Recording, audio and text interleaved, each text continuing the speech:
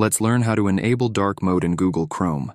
This video is primarily made for iOS device users, but also works on Android device. Some steps are just a bit different. In this video, I will show you only how to change Google in dark mode for iPhone users. Let's start by opening your Chrome browser. Now Chrome is made a bit different on iOS. You can see that the Google theme is light. If we try to go and search for settings in browser, we won't find any option to change mode from light to dark, but there is still a solution.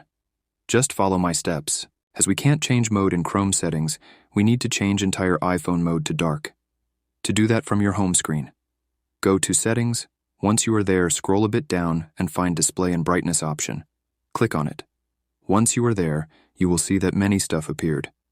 But we are only interested in this appearance area. As you can see, we have two options for mode, light and dark for the purposes of this video.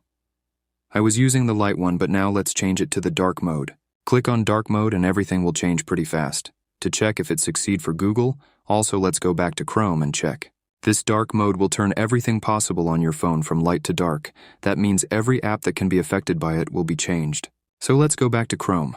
You can see that dark mode affected browser too. It's no more light but indeed dark. And you are finished. So thanks for watching and see you in the next video.